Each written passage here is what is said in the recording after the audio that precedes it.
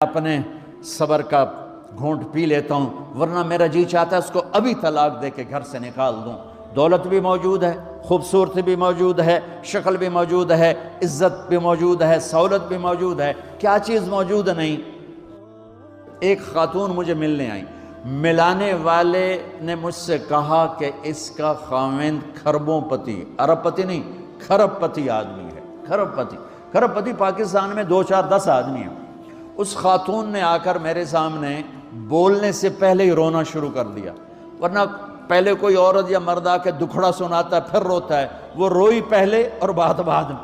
وہ کہنے لگی مولانا صاحب مجھے لوگ بڑا خوش قسمت سمجھتے ہیں کہ میں بہت بڑے مالدار کی بیگم ہوں، لیکن میں لعنت بھیجتی ہوں اس کی دولت پر کہ اس کا رویہ ہی میرے ساتھ اچھا نہیں، تو میں ہیرے کے سیٹ کیا کروں، میں سونے چاندی کے سیٹ کیا کروں، میں یہ کروڑوں روپے کی گاڑی کو کیا کروں جب میرے خامند کا رویہ ہی میرے ساتھ انسانوں والا نہیں ہے اور اس کے اخلاق اچھے نہیں ہیں۔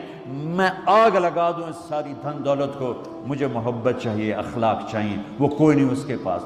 چند دن بعد دوسرا واقعہ سنا، ایک نوجوان بڑا خوبصورت، وہ بھی اسی طرح لیکن اتنا مالدار، کافی مالدار، وہ آ کے میرے پاس بیٹھ کے رونے لگا، مولانا صاحب اب میں کیا کروں، میری زندگی برباد ہو گئی، میرا اتنا عالی شان گھر ہے، اتنی اچھی میری کمائی ہے، آمدنی ہے، لیکن میں کیا کروں۔ یہ اسی کے الفاظ بتانے لگا ہوں، میری بیوی کی زبان 20 فٹ لمبی ہے۔ میں کہا رکھ دی کتنے 20 فٹ چاہتے،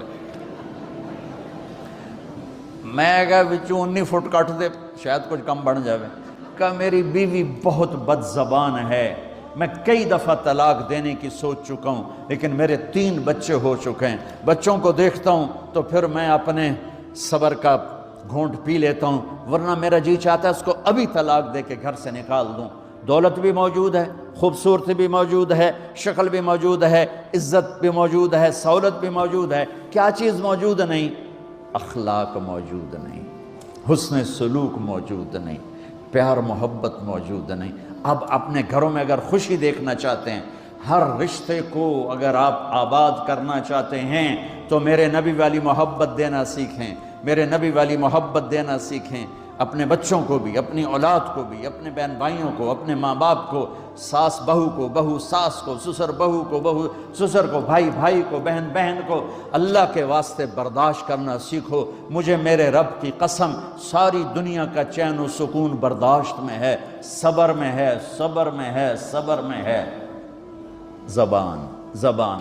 ایک نوجوان میرے پاس آیا، کہا جی میری بیوی سے لڑائی ہوتی، مجھے کوئی تعویذ دو۔ میں نے کہا بیویوں پہ تعویذ اثر ہی نہیں کر سکتی۔ کہنے کا کیا کروں؟ میں نے کہا ایک عمل بتاتا ہوں، سنت عمل، کہ 1-2 لقمے اپنے ہاتھ سے بیوی کو کھلا دیا کرو۔ وہ کہنے لگا اس سے کیا ہوگا؟ میں نے کہا یہ تو تم دیکھو گے، پھر میں پوچھوں گا تم سے کیا ہوگا۔ میں نے کہا یہ سنت عمل ہے، اس سے محبت بڑھے گی۔ کوئی 8-10 دن گزرے تو اس کا فون ویسے آ گیا حال احوال پوچھنے میرا، تو مجھے اپنی بات یاد آ گئی۔ میں نے کہا میری بات پہ عمل کیا تھا؟ کہنے لگا نہیں۔ میں نے کہا کیوں؟ کہنے لگا شرم آتی۔ میں نے کہا لڑتے ہوئے شرم نہیں آتی؟ کبھی کوئی کمزور سے بھی لڑتا، عورت تو بیچاری کمزور ہے۔ چلو یہاں کی عورتیں طاقتور ہیں، سنا ہے کہ بڑی شیرنیاں ہیں اور ان کے خامد سارے بکری، یہ شیر ہیں، الٹا ہی کام ہے، یہاں عورتیں شیر ہیں، خامد بکریاں ہیں۔ چلو بھائی تم مہربانی کر کے اپنے خامدوں کو عزت دو، اور ان سے کہتا ہوں اپنی بیویوں کو عزت دو، محبت سے رہو۔ تو میں نے کہا بے وقوف، کبھی کمزور کے ساتھ بھی کوئی لڑتا ہے، اس میں تمہیں شرم نہیں آتی؟ اور اس میں شرم آتی ہے سنت۔ میں نے کہا چل کر اور مجھے بتا۔ کوئی 2 گھنٹے بعد اس کا فون آیا، کہا مولانا دوپہر کا کھانا تھا، میں نے اپنی بیوی کے منہ میں لقمہ جو دیا نا تو اس کا منہ وہیں کھلا رہ گیا۔ وہ کہنے لگی تو نے خود تو کیا نہیں، کسی نے تجھے بتایا ہے؟ کس نے بتایا؟ تو بتا، تیرے اندر یہ ظرف نہیں ہے، تمہیں یہ سبق کس نے پڑھایا ہے؟ اس نے کہا مجھے یہ سبق مولوی طارق جمیل نے پڑھایا۔ تو کہنے لگا میری بیوی نے ایسے اپنی جھولی اٹھا لی اور کہا مولوی طارق جمیل اللہ اس کے بچوں کو سلامت رکھے جس نے تمہیں انسان بنایا۔ میرے بھائی بہنوں صبر کرنا سیکھو۔ ہماری ایک دھوبن تھی ماسی شریفہ، مر گئی بیچاری، تو وہ آگئی میری بہن کے پاس، چھوٹا قد، موٹی ڈٹی تو بڑی لڑکی، پوری شیرنی۔ وہ آ کے کہنے لگی میری بہن کو، میری بہن تو انہوں چنگی طرح جان دی ہے، بی بی ہے میری نوواں بڑیاں لڑ دی ہیں، میں نے کوئی تویز دے ساریاں میری نوکر بن جانا۔ اب میری بہن کو پتہ تھا کہ وہ سارا لڑائی دا تماشا تھا، ماسی شریفاں تو شروع ہوندا، ادو تو ہوندا ہی کچھ نہیں، بیچاریاں معصوم جیاں چھوٹیاں چھوٹی عمر دیاں۔ تو میری بہن نے ایک تعویذ بنایا اور اس کو یوں رول کر کے نا اس کو کہا ماسی شریفاں ہن جس لے تیری لڑائی ہوئے نا اس تعویذ تو چک مار کے بہ جانا ہے تے چھڑنا نہیں، جے تو چھڑیا تو مر جانا ہے، انہوں پکا کر کے رکھیں۔ اس نے کیا کیا؟ ماسی شریفوں کو چپ کروایا۔ اب ہمارا دیہاتی ماحول ہے، تعویذوں کی بڑا عقیدت ہے، صحیح تعویذ تو اثر کرتے ہیں لیکن اکثر تو ہیرا پھیری والے بیٹھے ہوئے سارے ہی، تو اللہ ماشاءاللہ۔ تو 8ویں دن وہ آ گئی، بی بی تو بڑا چنگا تعویذ دیتا، ساری لڑائی ختم ہو گئی۔ کیوں کہ ماسی شریفاں چپ ہو گئی۔ تو میں ان ساری مستورات کو یہ تعویذ دے کے جا رہا ہوں، یہ سب لے لو، یہ مرد بھی لے لو، اور جب کوئی جھگڑا ہو یہاں رکھ کے چپ کر کے بیٹھ جانا، آپ کی لڑائیاں ختم ہو جائیں۔ اگر آپ بولتے رہے تو پھر لڑائی ختم نہیں ہوگی۔ میرے نبی کی زندگی سیکھو، معاف کرنا سیکھو، محبت دینا سیکھو، ایسا نہ ہو کہ دو آپس میں بولتے نہ ہوں، ایسی بد اخلاقی سے بچو۔ اور آخری بات یہ ہے، آپ اس ملک میں رہتے ہیں، اب یہ آپ کا ملک ہے، اگر آپ کے پاسپورٹ ہیں تو یہ آپ کا ملک ہے، اس کے قانون کو عزت دو، اس کے قانون کو احترام دو۔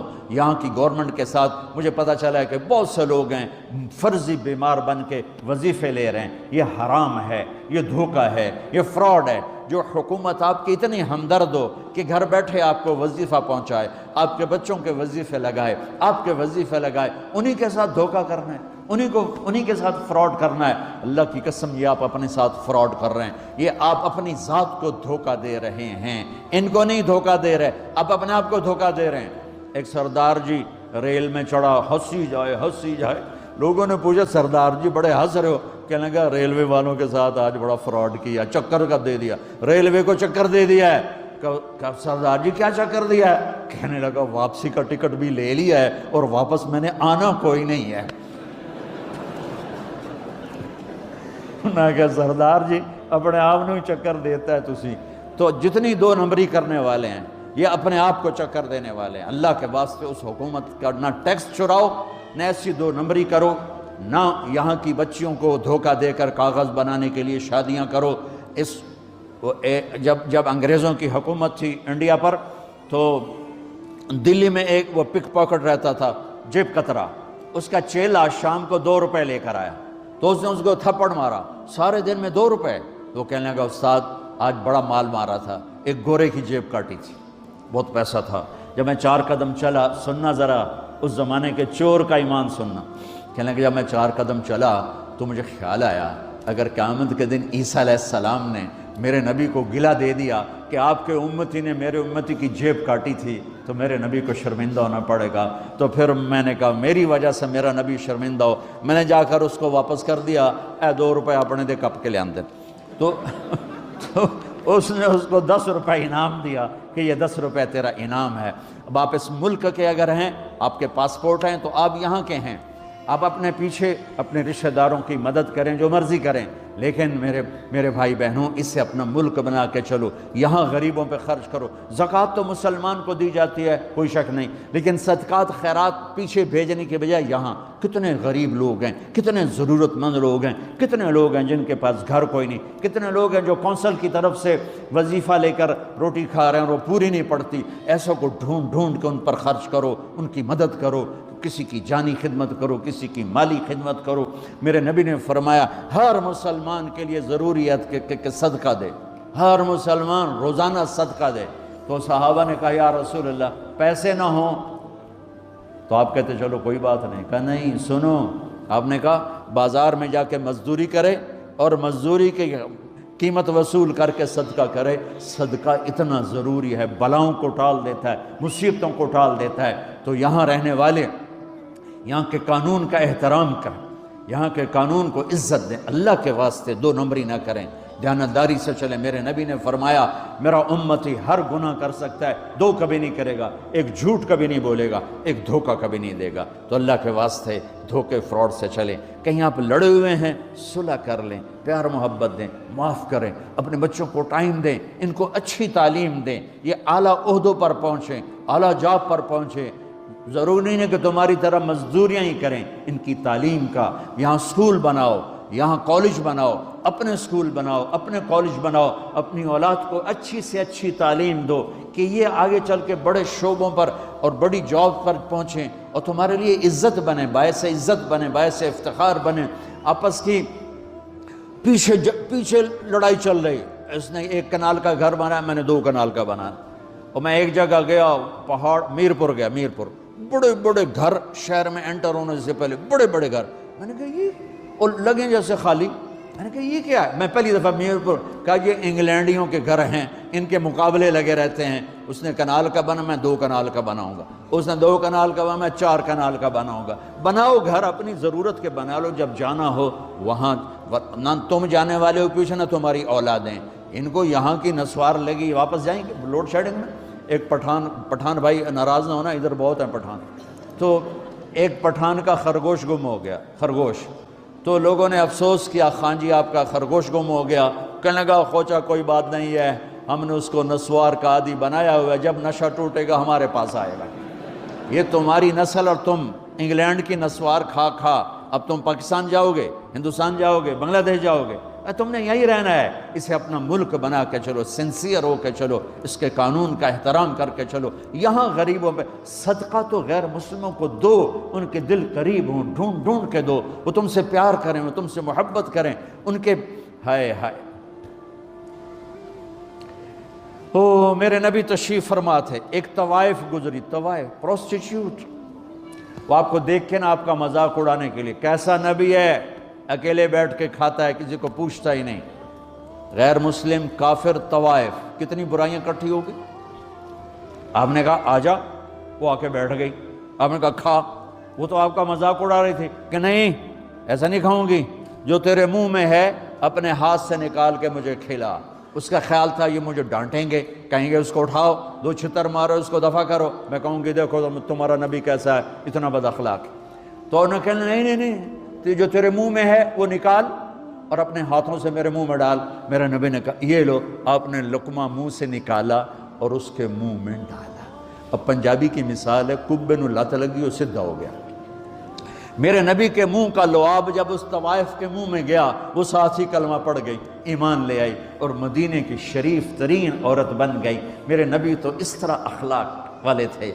یہاں تو نوکر سسٹم نہیں، میں پاکستان میں بھی روتا رہتا ہوں کہ نوکروں کے برتن الگ ہیں اور مالکوں کے برتن الگ ہیں، عورتوں کی نوکروں کی پلیٹ الگ ہے اور مالکوں کی پلیٹ الگ ہے۔ میرے نبی نے طائف کے کافر آئے، روزانہ ان کے ساتھ بیٹھ کے رات کو کھانا کھاتے تھے، ان کا جھوٹا کھاتے تھے۔ یہ اخلاق تھے جس نے انہیں کلمے میں داخل کر دیا۔ نجران کے جوڑ نظر آئے گا، اور میرے رب کی سنو، ان استقالنی عقلت لا، تو توبہ توڑ کے لے آئے 1 دفعہ یا 1000 دفعہ، ایسا جوڑوں گا کہ جوڑ نظر ہی نہیں آئے، بے جوڑ کر دوں۔ اور یہ تیرے کرامن کاتبین کو بھی نہیں پتہ چلے گا کہ یہ توبہ ٹوٹی ہوئی ہے اور ٹوٹ کے جڑی ہے یا ٹوٹی نہیں۔ اللہ ایسی توبہ ہماری قبول کرے گا۔ جب ہو توبہ کرو، جب ہو توبہ کرو۔ تو نیت کرتے ہو توبہ کی؟ اگر ہم نے سچے دل سے کر لی تو اللہ کی قسم یہیں بیٹھے بیٹھے ہم سب ایسے ہو جائیں گے جیسے ماں کے پیٹ سے نکلے ہوں۔ اور پھر اگر ٹوٹ جاتی ہے، وہاں جا کے ٹوٹ جاتی، پھر کہنا یا اللہ میری توبہ۔ ماں تنگ آ کے شاید بچے کو مارنے لگ جائے، لیکن میرا رب کبھی تنگ نہیں پڑتا، جب بھی جھکو گے معاف کرے گا، جب بھی جھکو گے معاف کرے گا۔